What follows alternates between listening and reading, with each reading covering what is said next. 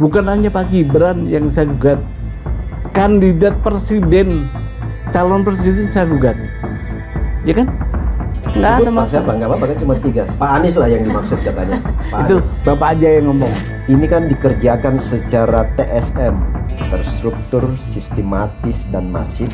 Itu mereka udah bicara soal pemaksulan ya, soal meminta Gibran mundur lah, termasuk Pak Subhan juga orientasi meminta Gibran mundur atau dimaksulkan. Begitu Pak David menjelaskan betapa rumitnya kalau politik ini jalan. Maka mundur berliku dan panjang sekali prosesnya. Maka mundur adalah jalan damai. Berarti ada siap ketika nanti ada gugatan balik. Nggak apa-apa. Seperti Roy Suryo yang digugat oleh Jokowi hari ini. Nggak apa-apa. Monggo.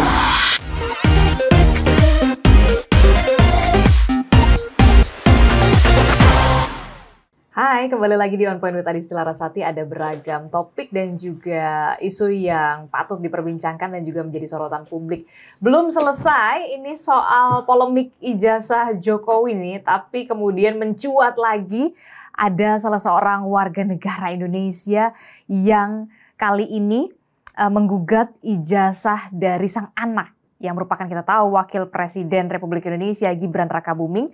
Dan saat ini saya akan membahasnya, apa sebenarnya yang menjadi poin-poin dari penggugat ini untuk menggugat ijazah Wakil Presiden Republik Indonesia Gibran Rakabuming Raka begitu ya. Nah, saya akan berbincang di hari ini bersama dengan salah satu penggugat atau satu-satunya penggugat ijazah Wakil Presiden Republik Indonesia Gibran Rakabuming sudah hadir ke studio digital Kompas TV. Ada Pak Subhan Palal. Kemudian juga saya kedatangan tamu dari Wakil Ketua Umum Bara JP. Ini Pak David Pajung. Sore, Pak Subhan. Biar nggak selek ya, biar nggak selek ya. Biar nggak selek kita salaman dulu.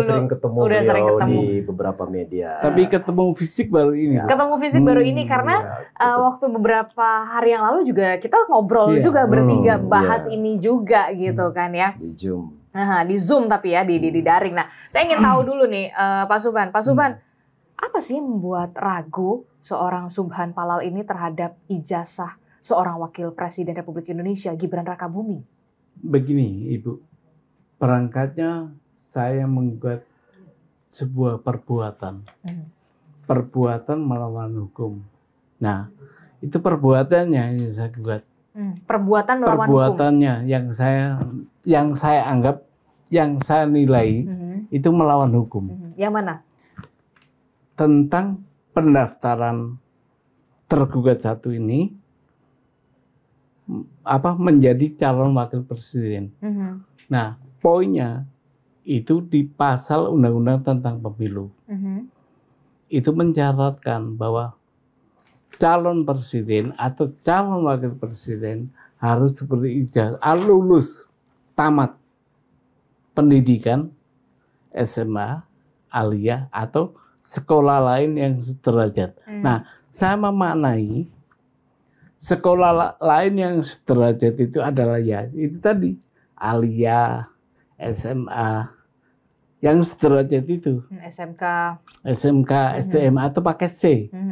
Itu disederajatkan. Sementara yang dicantumkan oleh KPU, pendidikannya tergugat satu ini, Mas Gibran, ya itu sekolah SMA di Singapura. Okay. Terus SMA lagi di Sydney, Australia. Nah, itu yang jadi masalah. Kenapa sampai 2 kali begini? Anda mempertanyakan itu? Enggak, kita sirkuler dulu. Oke. Ada riwayat pendidikan di KPU itu juga disebut bahwa calon lain disebut ada S2, ada S3. Nah, untuk tergugat ini yang Pak Gibran ini itu pendidikan terakhir sama dengan pendidikan terakhir. Jadi nggak ada penjelasan di situ. Yang seharusnya ada dong. Kalau memang S1 ya taruh S1, SMA ya taruh SMA kan gitu. Itu pola pikir saya tadi yang di situ. Begini Bu, supaya menghilangkan kesan bahwa seolah-olah saya hanya Gibran, itu salah Bu. Jadi siapa lagi? Saya pernah menggugat sebelum pemilu itu, pernah menggugat salah satu kandidat calon presiden. Siapa? Saya nggak sebut karena jumlahnya juga nggak banyak kan, calon presiden nggak banyak waktu itu. Ada tiga kan. Tapi saya sebut aja salah satu calon presiden saya persoalkan tentang kewarganegaraannya. Kenapa dipersoalkan kewarganegaraan? Menurut saya dia bukan warga negara Indonesia. Jadi warga negara mana? Saya nggak sebut. Tapi bukan bangsa kita yang jelas. Turunan maksudnya. Ya, nah itu saya punya bukti bahwa dia bukan warga negara Indonesia, maka saya gugat tentang kewarganegaraannya. Hasilnya hakim bilang pengadilan tidak berwenang mengadili. Oke. Ya udah, gimana lagi? Kalau kita udah mencari keadilan diputus begitu. Tapi Pak Subhan berarti ini ya cukup ini juga ya, rajin juga untuk menggugat calon presiden, calon wakil presiden. Proses pencarian keadilan. Proses pencarian keadilan. Nah, antara itu betul. Karena gini, saya intinya nggak mau negara saya yang diklaim di Undang-Undang Dasar adalah negara hukum. Sementara hukum kita tidak rawat. Oh, jadi ini menjawab Anda bukan ada yang membackup di salah satu kontestan pada saat itu ya? Iya, memang tidak ada backup. Siapa backup saya, Bu? Orang kayak gini mau di backup. Nggak ada untungnya. Ya Pak David gitu kan? Okay. Nggak ada untungnya. Makanya saya gugat. Membela Bapak itu pasti ada. Terus ini oke lah, itu yang kemudian menjadi poin Anda mengapa kemudian menggugat Mas Gibran. Iya. Soal pendidikan itu. Iya, poinnya titik sentral di situ. Tapi kemudian kenapa digugatannya perdata? Menurut saya tidak menemukan bukti pidananya di situ. Maka PMH yang saya bikin PMH, dan itu pun saya tunggu sampai jadi. Karena kalau nggak jadi, ya bukan PMH, nggak jadi. Tapi bukannya sebelumnya Anda juga sempat mengajukan juga itu ke pengadilan? Nah ini saya jelaskan itu proses. Jadi yang saya gugat ke pengadilan TUN ya, itu KPU. Okay. Bukan tergugat yang sekarang, KPU sendirian. Saya berharap KPU waktu itu memanggil calon wakil presiden waktu itu sebagai interven. Biasanya begitu. Tapi ternyata enggak. Saya udah didismisal karena waktunya habis 90 hari. Dismisal itu karena waktu, karena materi pokoknya belum diperiksa. Oke, makanya Anda kemudian mengajukan ke Pengadilan Negeri Jakarta. Saya mengajukan ke PN Jakarta Pusat. Perbuatannya melawan hukum itu tadi. Itu. Oke, dan nanti sidangnya pekan depan? Sidang dijadwalkan hari Senin tanggal 22. Senin tanggal 22 September dengan lagi. Agenda? Agenda kalau memang legal standingnya pada lengkap ya, menyusun jadwal persidangan berikutnya dan termasuk mediasi. Oke, termasuk mediasi. Mediasi. Tapi, karena di sistem peradilan perdata itu disediakan forum mediasi. Nah, itu Pak David tahu tuh. Nah, nanti kita kalau bahas mediasi nanti lah. Tapi apa yang bisa Anda pikirkan soal ini kok banyak sekali ya gitu ya. Kemarin Pak Jokowi belum selesai kasusnya, kemudian ini ada lagi Mas Gibran digugat. Apakah ini ada kecenderungan ingin menyerang atau gimana nih kalau Anda melihatnya? Ya, kalau pertanyaan Mbak Adisti seperti itu, ya saya coba jawab yang terkait itu ya. Jadi memang kan ini kan beberapa titik momentum ya, mulai dari gugatan ijazah Pak Jokowi ya ketika ketika menjabat, lalu saat turun, lalu kemudian sekarang ijazah anaknya Gibran. Yang Pak Jokowi aja belum selesai. Ya, jadi bacaan interpretasi politik kita ya ini ada semua, ini nggak bisa dilepaskan. Beberapa eskalasi momentum ini ada benang merah semua. Ada benang merah di setiap case ini dengan muara yang menjadi target ya. Oke, nggak apa-apa kata Pak Subhan, ini murni hukum apa segala macam, tetapi ini akan bermuara kepada urusan-urusan dan momentum politik khususnya 2029. Momentum politik 2029 maksudnya? 2029 ya. Ending dari proses-proses ini ada di situ ya. Nah, ini kan dikerjakan secara TSM, terstruktur, sistematis, dan masif menuju ke orientasi itu. Karena di beberapa diskusi kemarin juga dengan kawan-kawan yang mungkin seaspirasi dengan Pak Subhan ya, yang kami pasti akan berbeda sudut pandangnya, itu mereka udah bicara soal pemaksulan ya, soal meminta Gibran mundur lah, termasuk Pak Subhan juga orientasi meminta Gibran mundur atau dimaksulkan. Memang betul Anda yang meminta untuk Gibran mundur? Begini, saya menyampaikan begini, kalau ditanya apa targetnya, saya bilang nanti waktu mediasi saya berharap tergugat 1 Gibran ini mundur. Itu saya memang sampaikan itu. Target Anda memang ingin? Bukan target, itu bukan target. Damai. Kalau itu damai, nah itu yang saya harapkan. Bukan target. Jadi Anda bisa berdamai kalau seorang Gibran Rakabuming bisa mundur dari jabatan sebagai wakil presiden? Itu antara lain karena dalam petitum juga saya minta hakim supaya menyatakan jabatan presiden Gibran tahun 2024 sampai 2029 dinyatakan tidak sah. Itu. Terus saya minta itu ke hakim. Dan itu. Anda optimis ini akan terlaksana? Gini, kalau bicara optimis, atau seberapa penggugat besar optimis, Anda, seberapa besar Anda melihat peluang itu? Karena yang saya gugat ini adalah syarat subjektif yang melekat pada calon wakil presiden pada saat itu, maka saya yakin itu hakim mengabulkan itu. Bagaimana Anda? Ya, itu kan keyakinan Pak Subhan, kita hargai, saya hargai betul itu. Tetapi gini, bagi saya bacaannya itu pasti akan dicoret, nggak akan ada peluang sekecil apapun. Tidak ada peluang? Tidak ada peluang, karena apa ya? Kenapa Anda begitu yakin? Proses pemaksulan atau proses mundurnya seorang presiden atau wakil presiden yang diatur oleh UUD 45 pasca amandemen Undang-Undang Dasar NRI 45 pasca amandemen itu di pasal 7 khususnya untuk pemaksulan dan pengunduran diri pasangan presiden atau wapres itu prosesnya sangat panjang, berliku-liku. Pertama, dia harus punya bukti bahwa seorang presiden atau wapres itu melakukan pelanggaran konstitusi, ya misalnya terlibat ideologi nggak jelas, kemudian terorisme, apa segala macam, kemudian pelanggaran hukum. Nah, oke lah. Ini kan pintu masuk yang mau dipakai oleh Pak Subhan dan tim ini. Kalau pintu masuk hukumnya katakanlah misalnya mengatakan bahwa benar terbukti, maka itu dasar. Nah sekarang akan masuk ke Undang-Undang MD3 di DPR RI.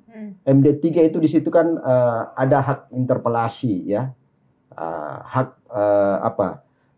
dipanggillah presiden yang bersangkutan ini untuk dimintai keterangan ya, ditanya semua apa segala macam. Lalu kemudian kalau itu berproses naik, dan itu juga persetujuannya kan berbelit 2/3 dari anggota komisi, lalu kemudian naik di sidang paripurna DPR. Kalau sidang paripurna DPR setuju, itu kan masuk lagi ke MK. MK akan menguji berdasarkan undang-undang, berdasarkan case-case bukti. Ini berat sekali. Kalau katakan asumsi MK meluluskan itu masuk ke MPR, itu nggak mudah itu. Jangan salah, karena apa? Koalisi Prabowo Gibran ini terlalu kuat sekarang di parlemen. Jadi ya ini koalisi partai kan, karena di DPR MPR itu akan bicara itu. Nah lah MK ini karena itu proses politik, proses konstitusinya ada di MK. Lah MK ini kita anggap ya sudah, itu netral, artinya diuji secara konstitusi, secara undang-undang kan, memverifikasi semua itu. Tetapi proses politik di DPR dan MPR itu akan berat sekali. Tidak semudah itu. Tidak semudah itu. Walaupun kasus hukumnya katakanlah kita asumsikan apa yang menjadi perjuangan Pak Subhan itu terpenuhi. Nah, amin. Itu ini, Pak. Itu satu, Mbak. Yang kedua, kenapa saya nggak yakin dan pasti ini akan mental di sidang perdata. Karena tadi sudah jelaskan Pak Subhan, sidang tunnya saja udah ditolak, dismissal. Karena apa? Di sidang tun ini saya catat undang-undangnya, di undang-undang PT-UN itu di situ ada dismissal kan, kemarin itu sudah dijelaskan. Dismissal ini karena pertama tidak memenuhi persyaratan. Ya, bukan pertama di Undang-Undang nomor 586, Jungto Undang-Undang nomor 9 tahun 2004, Jungto Undang-Undang 51 2009 pasal 62. Itu pertama yang diajukan Pak Subhan itu kenapa dismisal itu ditolak dan pengadilan nggak berwenang karena pertama data-datanya nggak lengkap, tidak penuhi syarat, tidak berdasarkan pada alasan yang layak. Kemudian tadi soal waktu, ya. Jadi itu soal waktu itu adalah salah satunya. Salah satu dari sekian salah banyak. Itu ditolak. Nah akhirnya kan Pak Subhan karena ditolak, ya udah memilih jalur Pengadilan Negeri Jakarta Perdata gugatan. Dengan tuntutan 125 triliun yang ujubila ini nilainya kan. Besar loh 125 triliun. Nah, kan itu juga akan menjadi pertanyaan dasar kalkulasi matematiknya, kalkulasi politiknya, kalkulasi accountingnya ya. Itu dari mana dapat itu? Itu juga tapi itu kan hal kecil ya. Tetapi yang saya mau katakan gini, Pak, itu tadi sudah ditolak dismisal. Kemudian dasar tadi yang saya kembali merespon dasarnya Pak Subhannya. Undang-Undang Politik nomor 7 tahun 2017 pasal 169 huruf R kecil itu kan jadi landasan bahwa syarat untuk menjadi capres cawapres di bunyi poin R itu adalah minimal ya tamatan SMA, madrasah atau SMK atau sederajat. Nah, lalu kemudian nggak boleh berhenti di situ. Ada aturan pelaksana teknis turunan yang diberikan undang-undang, diberi diskresi oleh undang-undang siapa? KPU. KPU adalah lembaga yang diberi kewenangan undang-undang untuk memproses semua calon-calon presiden, wapresnya ini apakah layak dan memenuhi syarat apa enggak. Nah, berdasarkan aturan PKPU merujuk pada undang-undang tadi ya, itu ada 3 pasal yang mengatur itu. Pertama di PKPU nomor 19 tahun 2003 ini kan landasan pelaksanaannya secara undang-undang itu KPU mengeluarkan peraturan. Nah, di pasal 13 ayat 1 itu tadi sama bunyinya merujuk pada pasal 169 Undang-Undang 2017. Itu pasti dirujuk minimal SMA 1. Yang kedua, pasal 18 ayat 1 di PKPU itu kalau tamatannya dalam negeri yang dimaksud Pak Subhan itu harus ijazahnya dilegalisir, ya. Artinya dikopi lah legalisir. Nah, kalau ini tamatannya luar negeri? Tamatan luar negeri bunyinya di pasal 18 ayat 3. Di antaranya? Nah, itu jadi di situ dikatakan ada perbedaan atau pengecualian. Kalau tamatan dalam negeri tadi hanya cukup legalisir. Ijazah. Tamatan luar negeri, nah itu kan bunyi. Jadi tadi sudah salah persepsi Pak Subhan bahwa ini hanya untuk dalam negeri. Nah di situ bunyi kalau tamatan luar negeri itu butuh surat keterangan dari lembaga pendidikan yaitu Menteri Pendidikan kita ya. Satu lagi yang tadi juga dipersoalkan Pak Subhan. Jadi Gibran juga mengambil sebenarnya ini diploma ini di UTS ya, University Technology Sydney di Australia.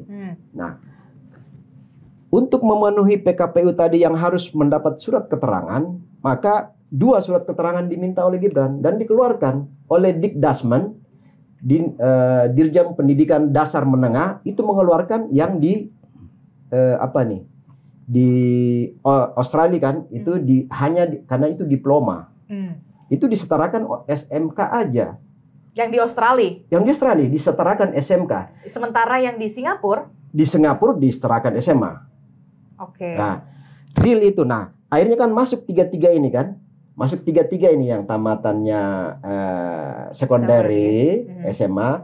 Kemudian yang tadi diploma hanya diakui juga SMK oleh Ristek pendidikan kita, Kementerian Diknas lah gitu. Dan kemudian itu diterbitkanlah itu ada SK 2 surat itu ya. Ada SK ya. itu. Nah, kemudian yang ijazah S1-nya kan itu bachelor itu S1, disetarakan S1. Jadi masuk 3-3 ini. Nah, sekarang pertanyaan kita menguji undang-undang tadi pasal 169 yang minimal SMA itu kan, Mbak, itu sudah terlampaui, ya kan? Karena masuk ijazah S1. Nah, kan yang digugat ini di standar minimalnya. Loh, ngapain gugat standar minimal? Sementara ini sudah terlampaui S1 yang masuk. Oke lah, nggak apa-apa digugat ini. Tapi di sini juga dua-duanya sah karena yang maksud Pak Subhan bahwa ini kan limitatif. Artinya katanya hanya lulusan Indonesia yang boleh capres, cawapres. Itu kan nggak benar. Nah kalau Bapak mau gugat itu kenapa nggak gugat Prabowo? SD, SMP, SMA Prabowo luar semua loh. kecuali dari Akmil ya. Itu Indonesia, tapi SD SMP luar semua. Oke. Saya sudah tangkap maksud Anda. Bagaimana respon Anda, Pak Subhan, Gini, mendengar penjelasan saya yang cukup komprehensif iya, kalau kita lihat? Saya nanggapinya karena apa yang dikemukakan Pak David tadi itu adalah materi gugatan saya. Iya. Saya nggak nanggapi. Tapi saya ada nanggapi dua hal. Apa itu? Tentang mediasi tadi, yang damai tadi, yang mundur tadi itu. Begitu Pak David menjelaskan betapa rumitnya kalau politik ini jalan. Maka mundur, berliku dan panjang sekali prosesnya. Maka mundur adalah jalan damai. Itu menurut saya. Kelar itu. Kedua, tentang penyetaraan. Penyetaraan itu diatur oleh Kepmen, keputusan menteri. Menteri apa dulu, Pak? Menteri Pendidikan. Nah, ada Bapak itu. clear itu ya. Oke. Sebentar, ada itu. Ya, Kepmen yang ditandatangani oleh Nadiem Makarim.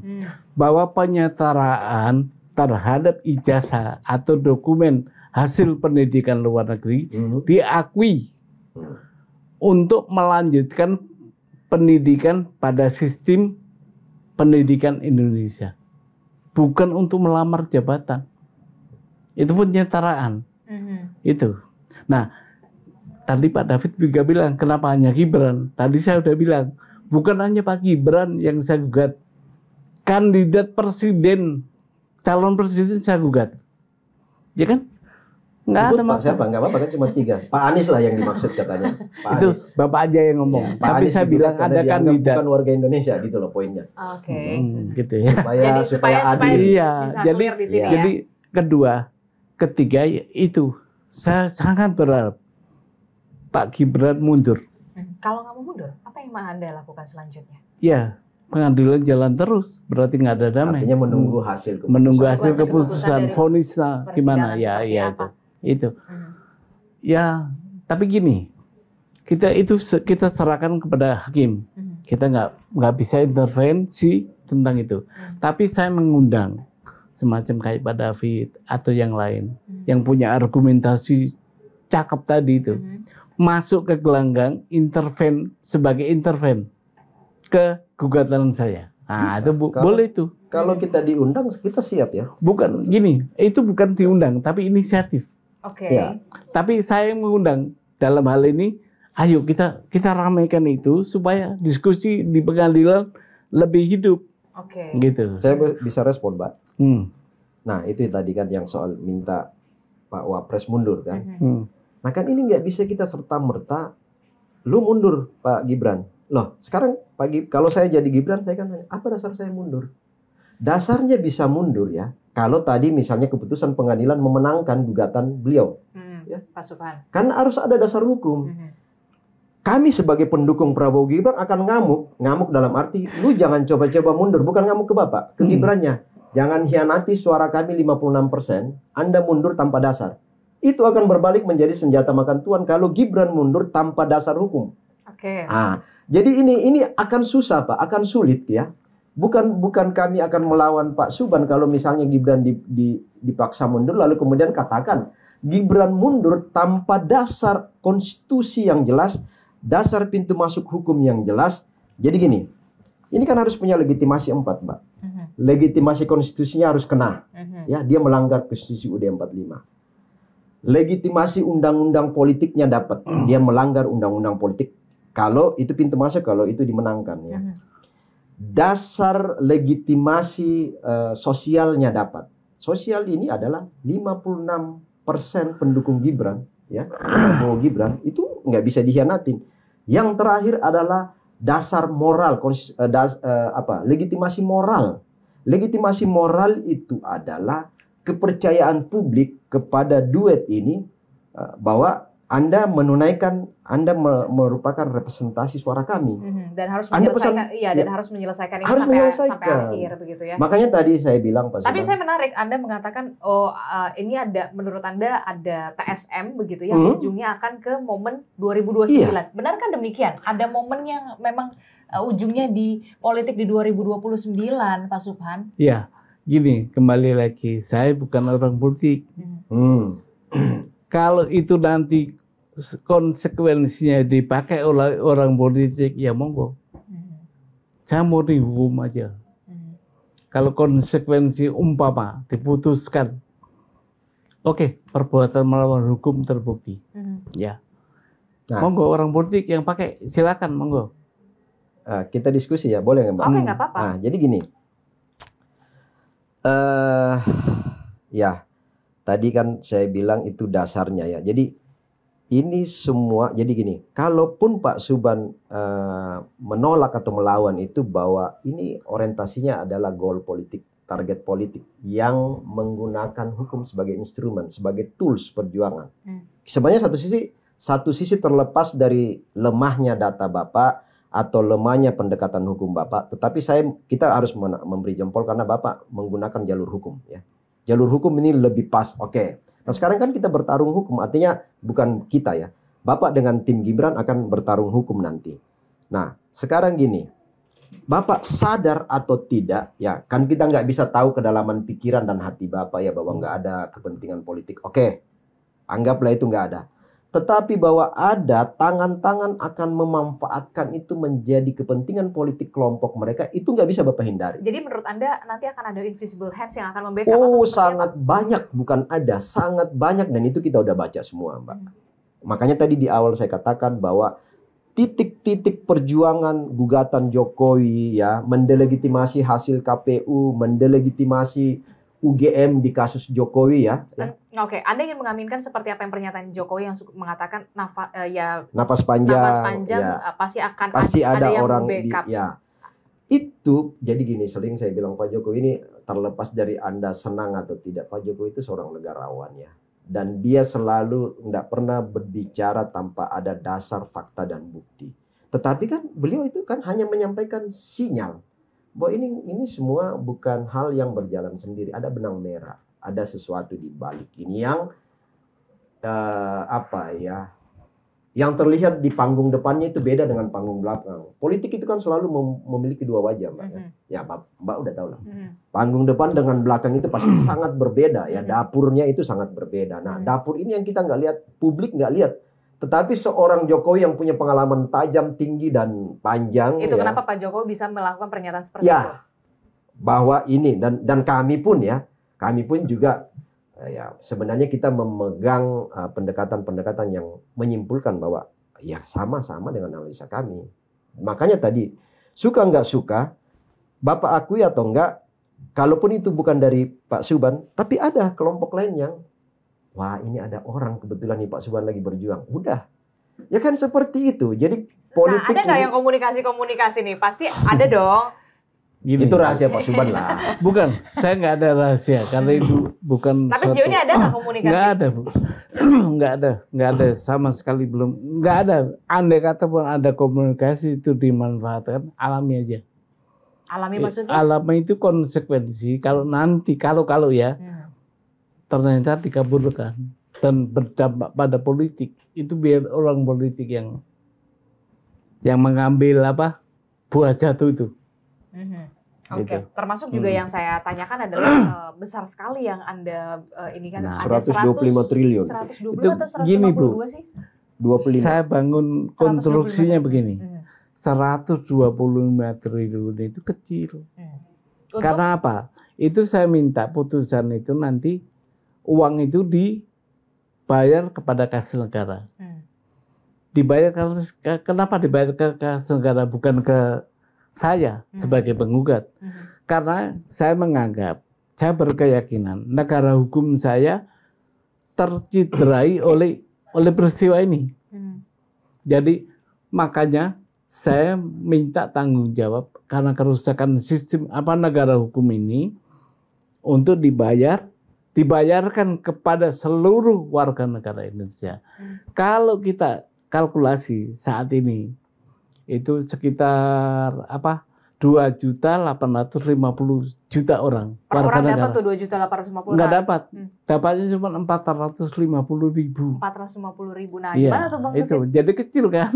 Ya. Iya, itu konstruksinya, bukan tiba-tiba datang segitu. Dan itu ada penghitungannya. Ada, Bu. Nah, gimana tuh Bang David? Oke, itu kan kembali ke dapur pikiran dan kalkulasi Pak Subhan ya. Itu saya bilang hak sepenuhnya Pak Subhan. Tetapi yang saya mau katakan bahwa pertama gini ya, tadi di beberapa diskusi saya sering nanya Pak Subhan, legal standing apa itu apa? Ya, legal standing apa? Legal standing Pak Subhan ini apa untuk melakukan gugatan itu? Karena begini pemahamannya gini Mbak.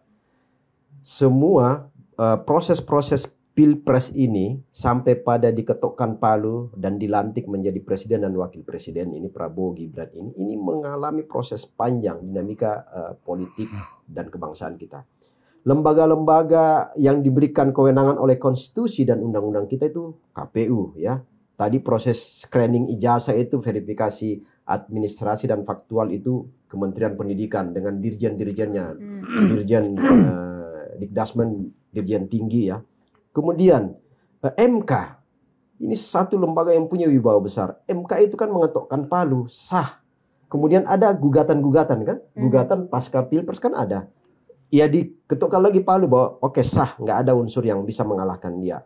Kemudian MPR, DPR, parlemen kan mengukuhkan kan semua ya proses ini. Lalu kemudian partai politik yang sejak awal koalisi-koalisi Prabowo Gibran ini itu partai politik yang diberi kewenangan undang-undang untuk menyeleksi calon-calon putra-putra terbaik bangsa untuk disorong. Nah, ujian sorongannya ini kebenaran bahwa parpol ini nggak salah mendeteksi dan menyorong orang-orang terbaik Prabowo Gibran itu diuji oleh publik. Ujiannya apa? Pencoblosan, ya kan? Kalau dia nggak diterima publik, kalau dianggap partai politik ini salah memilih orang, itu yang terjadi pada dua calon lain kan? Anies kalah karena salah figur. Ganjar kalah karena salah figur. Itu kan hukuman dari proses elektabilitas election kita ya. Itu kan uji publiknya. Jadi kita bisa mengatakan bahwa Gibran ini apa publik yang menguji lewat pencoblosan. Jadi itu nggak bisa itu tadi legitimasi sosial, politik dan moralnya ada di situ. Oke, saya itu kita tinggalkan karena itu sudah masuk ke ranah yang lebih luas lagi ya politik lagi. Tapi kemudian begini, saya ingin bertanya sekali lagi kepada Anda, ketika ada jalan damai, Anda bersedia? Apa syaratnya? Itu dalam perdamaian itu gini Bu, dalam proses di pengadilan, kalau gugatan perdata itu ada forum mediasi. Nah, dalam forum mediasi itu nanti saya siapkan proposal. Proposalnya salah satunya poin krusialnya ya mundur. Selain itu? Enggak, saya nggak minta lain. Damainya cuma itu aja. Karena gini Bu, kenapa saya minta itu? Itu tadi pertimbangan saya juga termasuk yang diceritakan Pak David tadi. Begitu rumitnya. Begitu lamanya, berlikunya, betapa gaduhnya itu nanti. Maka mundur satu-satunya pilihan, menurut saya. Dan itu Bapak anggap adil. Kan mediasi ini adalah menempatkan dua kepentingan menjadi jalan tengah. Kan itu? Biar ada win-win solution. Iya, itu Bapak anggap adil. Gini, kalau namanya damai dan mundur secara rela, adil. Suka rela mundur. Iya kan? Saya boleh jawab, Pak. Oke, silakan singkat saja. Oke. Jadi gini, prinsip hukum itu kan siapa yang mendalilkan dia harus membuktikan. Dia kan menuduh tidak memenuhi syarat kan? Bapak harus membuktikan. Iya. Nah, seharusnya yang minta keadilan itu adalah Gibran yang dianggap korban oleh Bapak. Nah, kalau misalnya gini, keadilannya itu adalah Bapak yang harus ganti rugi ke Gibran karena Bapak sudah mencederai nama baiknya. Seolah-olah ijazahnya nggak sah, nggak. Jangan dibalik Pak, Gibran yang harus memenuhi tuntutan Bapak. Anda mendalilkan itu palsu, itu ijazahnya nggak ini, katanya cacat apa. Gibran yang akan nuntut. Nah sekarang gini, begitu Bapak gagal membuktikan tuntutan Bapak, Gibran bisa menggugat balik Bapak. Itu yang bisa di jalan tengah. Dan itu poinnya. Dan Anda siap ketika resiko hukum itu sudah saya siapkan. Oke. Berarti Anda siap ketika nanti ada gugatan balik. Nggak apa-apa. Seperti Roy Suryo yang digugat oleh Jokowi hari ini. Nggak apa-apa. Monggo. Saya udah siap itu Bu. Karena hukum itu begitu. Ya. Oke. Dan Anda sudah tahu konsekuensinya. Ya, itu yang fair. Nah, saya kemukakan kenapa permintaan dan mediasi itu mundur. Karena satu Bu, menurut saya lagi-lagi, makanya saya minta di pengadilan. Syarat sebagai wakil presiden ini syarat subjektif, melekat. Kalau ini nanti, menurut saya juga, karena makanya saya uji. Kalau ini nggak diputus, nggak divonis oleh hakim, maka sampai 2009 dan seterusnya, ini melekat terus ini. Oke. Kalau undang-undangnya nggak berubah loh ya. Oke, jadi Anda siap ketika nanti ada konsekuensinya akan ada gugatan balik dan semacamnya. Oh, Anda sudah siap itu. siap. Termasuk juga Jokowi sudah mengakui ada arahan yang dilakukan kepada relawan untuk mendukung Gibran dan juga Pak Prabowo untuk 2 periode. Ya, jadi gini, kami relawan ini karena Pak Jokowi itu adalah pembina utama dari seluruh relawan-relawannya. Pembina utama. Jadi diskusi-diskusi kami, baik itu bagaimana berkontribusi bagi pemerintahan, bagi bangsa negara ini, kami sering diskusi ya dengan Pak Jokowi. Tapi memang ada arahan ke situ. Tunggu dulu, ada 2 arahannya. Tolong topang dukung semua program Prabowo Gibran untuk bisa dirasakan oleh masyarakat Indonesia. Karena Pak Jokowi tahu betul relawan-relawannya ini sekian puluh yang tersisa ini dari 400 lebih. Itu langsung bersentuhan dengan komunitas arus bawah masyarakat grassroots ya. Karena kita representasi aspirasi masyarakat di luar partai politik. Nah, kami ini banyak menopang program-program Pak Prabowo soal makan bergizi gratis, soal koperasi merah putih, soal bagaimana kontribusi untuk kemandirian dan pangan apa segala macam.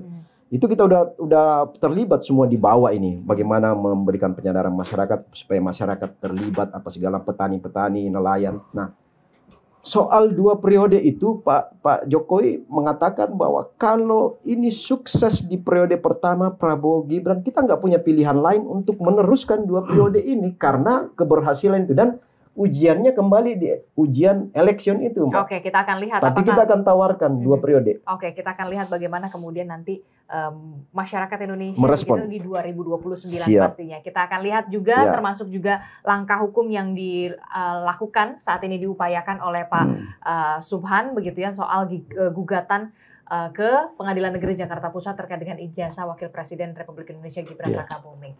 Terima kasih Pak Subhan sudah bergabung bersama kami juga. Terima kasih Bang David juga. Selamat berjuang. Selamat berjuang. Kita akan lihat nanti akan itu 2. Itu 2. Ya, selamat berjuang.